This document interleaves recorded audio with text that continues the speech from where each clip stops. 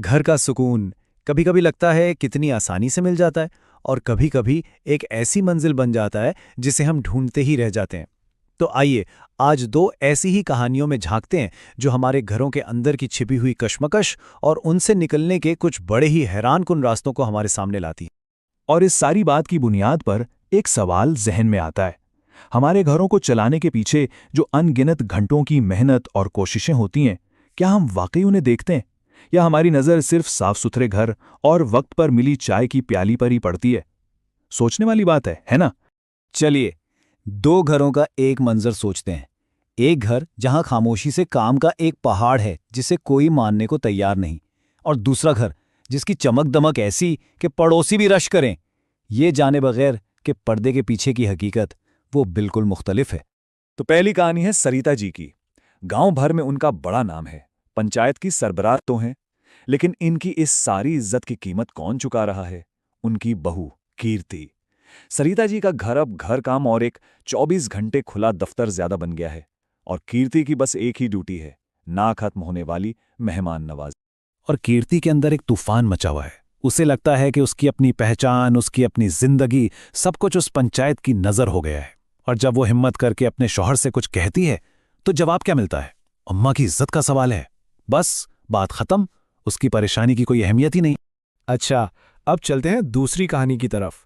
यहाँ दो पक्की सहेलियां हैं, सरला और उषा, जो अपनी रोजमर्रा की छोटी छोटी परेशानियों में ही उलझी रहती हैं। सुबह की सैर पर उनकी बातों का मौजू क्या होता है? वही रोजमर्रा के मसले। अरे फोन का चार्जर टूट गया, बेटे के नंबर फिर कम आए, मियाँ की शुगर बढ़ती जा रही है, और घर में तो वो तू मैं है कि कभी खत्म होने का नाम ही नहीं लेती।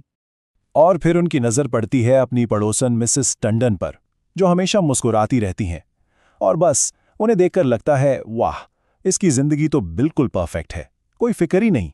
और यहीं से वो मिसेस टंडन की खुशी को अपनी परेशानियों का पैमाना बना लेती हैं और अपनी जिंदगी और भी बुरी लगने लगती है। लेकिन इन दोनों कहानियों में जो हल निकलता है ना, वो किसी बहस या समझाने से नहीं आता।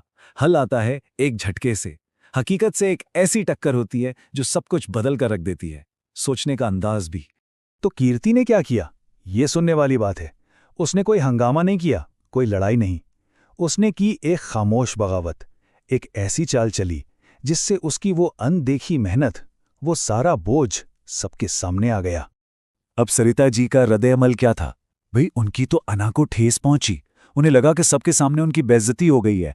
गुस्से में फौरन कह दिया, ठीक है, अब से सब कुछ मैं खुद करूंगी, मुझे तुम्हारी कोई जरूरत नहीं। वो कीर्ति के इस कदम के पीछे छुपे पैगाम को समझ ही नहीं पाई। मगर कभी कभी सच्चाई का सामना करने के लिए एक दिन ही बहुत होता है। सुबह से शाम तक चाय के दौर, बर्तनों के ढेर, और ऊपर से पंचायत के झगड़े। जब घर की जिम्मेदारियां भी सर पर आईं तो सरिता जी का अपना वजूद हिल गया।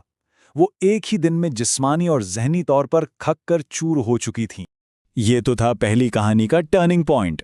अब देखते हैं दूसरी कहानी में झटका कैसे लगा। एक दिन सरला और उषा सैर पर थीं कि तेज बारिश शुरू हो गई। अचानक सामने मिसेस टंटन ने गाड़ी रोकी, उन्हें लिफ्ट दी और मौसम की वजह से अपने घर आने की दावत भी दे दी। और जैसे ही उन्होंने इस घर के अंदर कदम रखा, उनकी परफेक्ट लाइफ का सारा तस्वुर टूटकर बिखर गया। उन्होंने देखा कि मिसेस टंडन का बेटा उन पर चिल्ला रहा है, बहू शिकायतें कर रही है। और फिर सबसे बड़ी हकीकत सामने आई, उनके शौहर व्हीलचेयर पर हैं और उन्हें मुसलसल देखभाल की जरूरत है। तब उन्हें समझ आया कि मिसेस टंडन की मुस्कुराहट उनके हालात का नतीजा नहीं, वो उनका इंतखाब है। तो इन दोनों अनोखे तजुर्बात से हम कहाँ पहुँचते हैं? ये दोनों कहानियां हमें सुकून हासिल करने के दो बिल्कुल अलग लेकिन बहुत ही ताकतवर रास्ते दिखाती हैं। देखिए फर्क कितना साफ है। एक तरफ है कीर्ति की कहानी, जहां बाहर के हालात को बदला गया, सरिता ने अपनी पंचायत घर से बाहर मुंतकिल की और मसला ही हल हो गया। दूसरी तरफ है सरला और उषा, जिन्होंने अपनी सोच बदली, अपने अंदर की दुनिया बदली। उन्होंने दूसरों से मुकाबला करना छोड़ दिया और उन्हें अपनी छोटी परेशानियां बेमाने लगने लगीं। एक ने हालात बदले, दूसरों ने ख्याल। तो आखिर वो क्या चीज थी जिसने सब कुछ बदल दिया? वो थी हमदर्दी। लेकिन ये सिर्फ अफसोस करने वाली हमदर्दी नहीं थी। ये वो एहसास है जो तभी होता है जब कोई खुद उस जगह पर खड़ा हो। जब सरिता ने कीर्ति का काम खुद किया तब उन्हें एहसास हुआ, और जब सरला और ओशा ने मिसेस टंडन का बोझ अपनी आंखों से देखा तब उन्हें एहसास हुआ। तो ये सब कुछ देखने के बाद आखिर में एक सवाल रह जाता है, जिसका जवाब शायद हर किसी के लिए अलग हो। ज्यादा ताकतवर क्या है, अपनी दुनिया को बदलना या अपने जहन को बदलना? इस पे सोचना जरूर बनता है।